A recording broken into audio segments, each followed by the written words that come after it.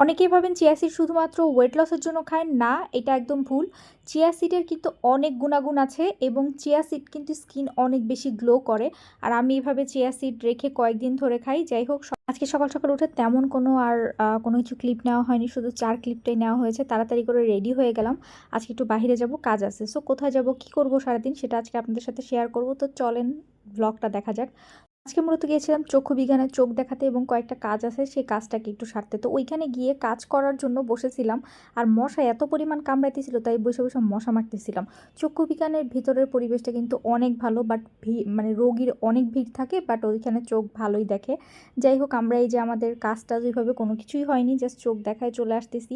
এই জন্য চিন্তা করলাম এখানে সুন্দর একটা ভিউ, মানে একটু ভিডিও করে নিই। এখানে পরিবেশটা কিন্তু অনেক ভালো।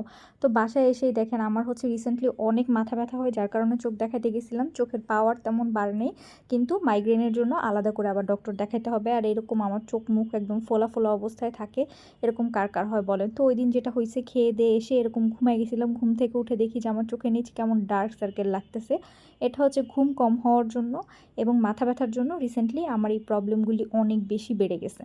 এরপর যেটা হলো, ঘুম থেকে উঠে একটু ক্ষুধা লাগছিল, তো কী খাবো চিন্তা করতেছিলাম। এর মাঝখানে দেখলাম আমার শাশুড়ি বড় বড় আলু পেয়ে সেটাকে ফ্রেঞ্চ ফ্রাইয়ের জন্য সিদ্ধ করে রেখে দিয়েছে। তো আমি যেটা করলাম, এটার উপরে একটু কোটিং দিয়ে একটু মশলা দিয়ে আবার ভাজলাম। এখন যে তেলে ভাজছি এটার মধ্যে আগে চিকেন ফ্রাই করছিলাম, এই জন্য এরকম কালো কালো দেখাইতেছে। বাট ট্রাস্ট মি, এটা অনেক ক্রিস্পি হয়েছিল, অনেক মজা হয়েছিল। এটা ফ্রেঞ্চ ফ্রাই হয় নাই, এটা হচ্ছে পটেটো ওয়েজেস হয়ে গেছে, বাট এটা ট্রাস্ট মি খেতে অনেক মজা লাগতেছিল। আর যখন আমি এরকম করে চুবায়া চুবায়া সস দিয়ে খাচ্ছিলাম, এইটা খাইতে না আরও বেশি মজা লাগতেছিল। এটা খাওয়া শেষ করে উঠতে উঠতে দেখি আমার জামাই আবার এরকম চিপস নিয়ে আসছে। এটা নাকি বম্বের সুইটসের নতুন একটা চিপস উঠছে। এটা অনেক মজা ছিল। আজকে সারাদিন আমি পুরো আনহেলদি খাবার দাবার খাইছি। আমি মনে হয় চিপস খাইলাম অনেক দিন পরে, প্রায় 2-3 মাস পরে। যাই হোক, বিকালে একটা হচ্ছে, বিকাল না, এটা রাত্রের দিকে আমার একটা পেজের জন্য ভিডিও শ্যুট করার ছিল, সেটাই হচ্ছে করে নিতেছিলাম। কারণ আজকে সারাদিন আমি পেজের কোনো কাজই করিনি, কারণ একে হচ্ছে মাথা ব্যথা, সেকেন্ড হচ্ছে আমি বাইরে গেলে আমার মাথা ব্যথা শুরু হয়ে যায়। যাই হোক, এটা কাজটা শেষ করে রাতের খাওয়া দাওয়া শেষ করলাম। এখন দেখেন আমাদের বিলাই মশাই কই যায় বসে আছে, রাজার মতো করে গিয়ে একদম আমাদের এই যে জাঙ্গের উপরে, মানে ফ্রিজের উপরে সে বসে থাকে। যখন ডাক দিয়ে দেখেন আমার দিকে কেমন করে তাকায়।